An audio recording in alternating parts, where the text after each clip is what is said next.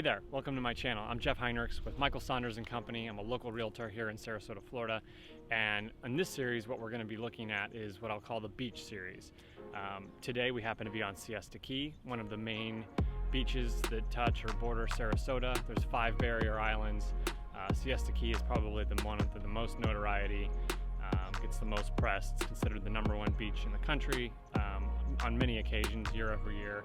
And I thought it'd be kind of fun to take you around, show you the sights, and get into some of the details. Now, I will say that we're not nearly going to be able to touch all of the things that Siesta Key has to offer, but I'll give you a highlight, and then if there's more interest, I can certainly dive deeper into some of the other things. So Siesta Key has a pretty long history. In fact, it was just that. It was an island, and sometimes island or key or cay are somewhat synonymous with each other. The history dates back. It's had a number of names, everything from Clam Island to Little Sarasota Island to, it was about the 1920s that the actual name Siesta Key stuck. Now, there was a pretty prominent gentleman by the name of Harry Heigl, and he came to Sarasota from up north, loved what he was finding, and started really gearing towards a future of what we know of Sarasota and Siesta Key today. So it was about the 1920s, as I mentioned, and really Siesta Key, other than a few handful of fishermen and their families that lived on the island, no one really was able to access it. Certainly no bridges, pretty hard to get over here, and definitely if you lived here, you had to be hardy because there was just no infrastructure back then. So it was Harry Heigl that really pushed Siesta Key towards what it is today, and when he named it Siesta Key, that's what stuck, or at least around his time, whether he named it directly or not. So today there are 2 different bridges, a north bridge, a south bridge. The island itself is about 8 miles north to south, and everything that you could imagine as far as a really laid-back beach town.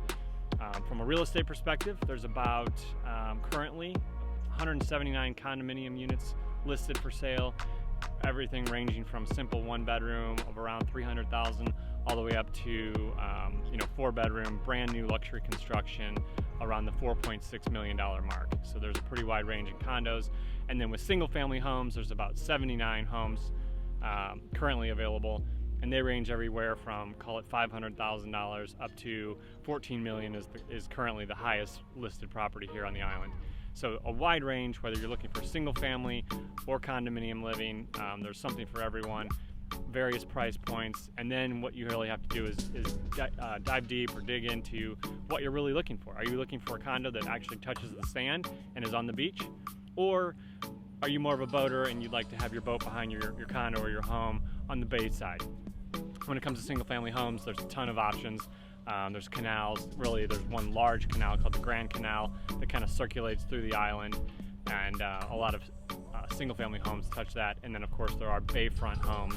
They're going to be more pricey, no doubt, but you're going to have a bayfront view, unobstructed by other homes around you. You're not looking across the canal at another home, and again, you'll have your boat there.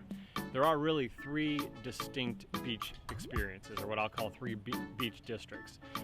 Starting in the south, there's Turtle Beach, and then just north of that is what we call Crescent Beach.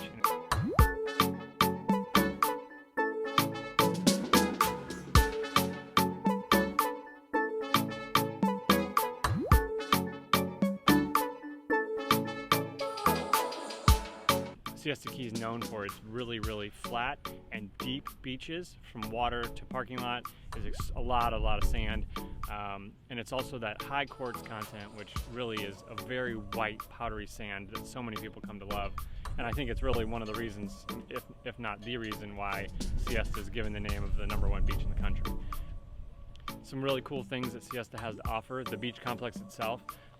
If you're unable to walk on the beach or it's just difficult, they have huge long pathways that you can roll a wheelchair, or it just makes simply walking on it that much easier. Let's talk about Turtle Beach. Turtle Beach is unique. So it's at the southernmost point of the island. It's a dark, coarse sand, and it's also probably the quietest and most peaceful beach here on Siesta Key. Now, moving on just a little bit north of Turtle Beach is what we call Crescent Beach. Crescent Beach, as I mentioned, looks like a crescent. It's shaped that way. The thing is, you won't find many locals there just because there's no parking lot. So if you have a condo or a beachfront home, or you're walking the beach, that's how you would access Crescent.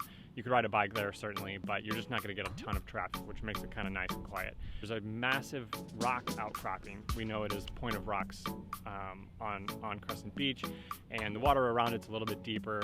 Because of the rocks, there's algae and some reef growth, so you actually can get in and snorkel and look around and check out the underwater experience. And then as you move to the north, that is the main Siesta Beach, or Siesta Key Beach.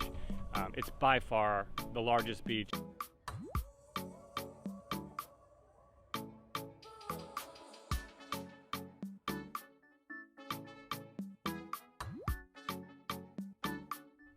So as I mentioned, Siesta has a ton of things to offer. Everything from just the beach experience itself to these really cool Hobie cats you can see behind me, paddle boarding, kayaking, whatever it is that you love to do that's outdoors, you can do it here on Siesta Key.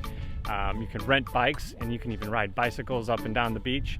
Obviously there's no vehicle traffic, which I love because it keeps the beach so clean, and there's no danger or concerns about, you know, cars being on the beach.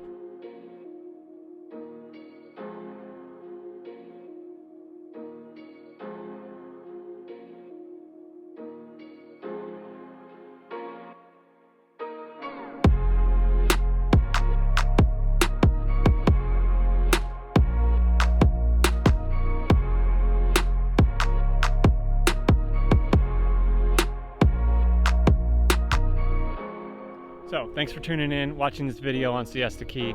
If you would, like and subscribe. In the comments, let me know if there's something that you want me to dive deeper into, answer questions, or ideas for future highlights as far as different islands or specifics that maybe I left out that you'd love to know about.